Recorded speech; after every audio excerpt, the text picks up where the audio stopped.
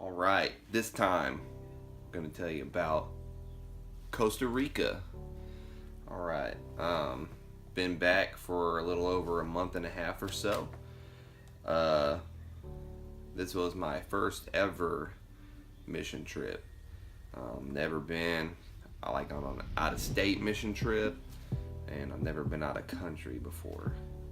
So I just want to give you a little bit of the details on it. So in this video, I'm basically going to tell you how I got to Costa Rica, and I'm not going to talk about how transportation wise. I'm gonna tell you why, as far as I know, I got there. So a little while back ago, I got put in the hospital because a chain of events happened with my body.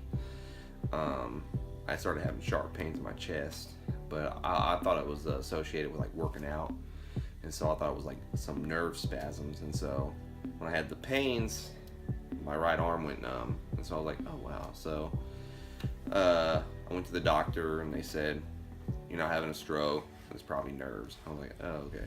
A couple days later, I go walking through a store, and my whole right side of my body goes numb, and my wife finally tells me you need to go to the ER. So I go to the ER. I'm stuck in a hospital for a few days. Come to find out after doing neuro stuff that it was atypical migraines. So got to the bottom of that, figured that out, and so figured out that I needed to get back to my original diet. Started doing more cardio and stuff like that. And so during the time of me doing more cardio, that was my time of withdrawing and running, and that was my alone time with God. And so as that started happening, God and I's relationship started growing and blossoming and flourishing. And so after, I guess you would say, a month, 2 months of that, it just started building up. And on my way home one day, some missionaries that had come to our Sunday school class that I hadn't thought about at all since they had visited, like, I don't know, like 9 months to a year before, excuse me, popped into my head. And so I was like, oh, I wonder how they're doing. And so this one of the Sunday school teachers, that was the brother of the missionary that went. And so another thought pops into my head, hey, why don't you go ahead and text his brother? And I was like, man, I don't really text or talk to his brother, other than being at, on Sunday. I hardly ever talk to him, but I decided, this is probably God telling me to do something I need to obey. And this was the early beginning stages of me, okay, let's see where you take me. And so I finally listened, sent him a text message. He sends me one back saying, man, they're doing great, they're down in Costa Rica, stuff like that. You should add them on Facebook. And so I was like, all right. So I get home, add them on Facebook. About a day or two later, the wife sends me a message saying hola. And so I'm like, hey, how's it going? I explained the situation, how I was thinking about them, how they're doing and stuff, like just checking up on them. And so she starts going into detail about what all's going on down there. I'm like, okay, that's cool, So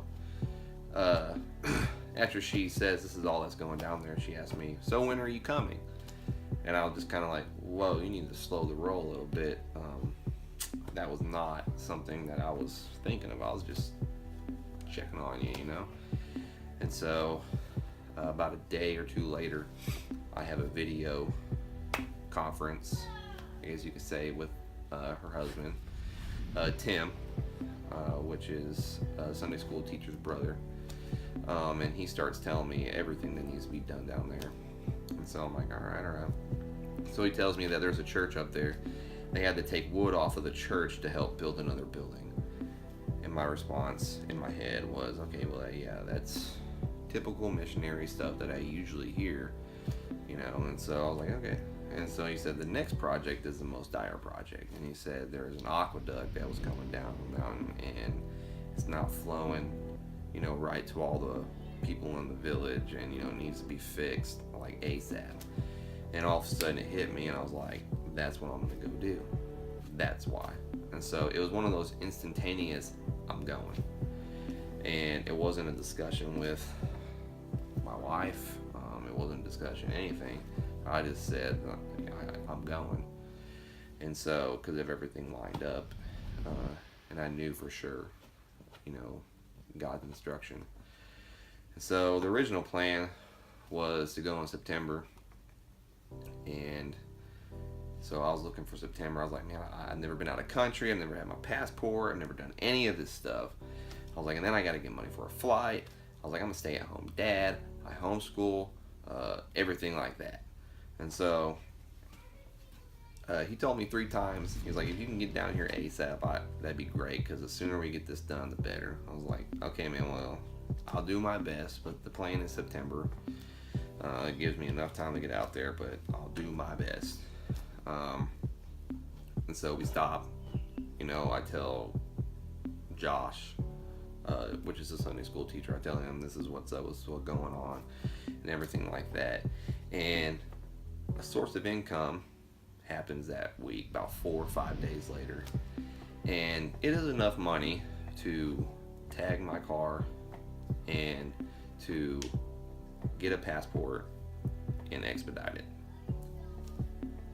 I mean, I saw the amount of money, I was like, yep, that's exactly what I'm going to do with it. And so that's what I did. I didn't hesitate 1 minute. I called down to the post office, set up a schedule. I was like, let's do it. And so I didn't hesitate. This is a whole new journey for me. It was exhilarating. And so I went down there and got the passport. And so then during that time, I was looking for flights. I knew that there was a group coming in June, but I didn't know when. And so I just started looking for random dates, through Expedia, and looking for the cheapest flight. I saw some flights, 700, 800, 900, 650, stuff like that. And I'm like, oh man, those are too expensive. So I just kept punching. Finally, I typed in a date, and it came up, round trip flight, $390. And I was like, okay, I need this flight. So we went ahead and we got the flight. And come to find out, that was the exact time that the other group was going to be down there. And I was like, well, that's crazy. So, unsuspectingly, I had no idea, but Sunday school class ended up taking up a love offering later on. And they raised exactly the amount, that was needed for the flight. No less, not exceedingly more. And so my whole trip got covered just because I acted in obedience. And so everything was covered. And I was so worried about also passport not coming in, and it came in a week. And I was like, wow, that was crazy. So all that stuff worked together. I mean, I was faithful, I was patient, but I still panicked. And right before that, I was like, God, I know I need to do something. I was like, I know I need to let you work, but I know I got to do something because I don't want to feel lazy. But at the same time, it's like right within a week, boom, it was all planned out. Everything was planned out just the way he wanted it to be planned out. So, and that's how I got to Costa Rica. So that's just what I wanted to discuss with you guys with that. So I'll tell you more in the next few videos about Costa Rica.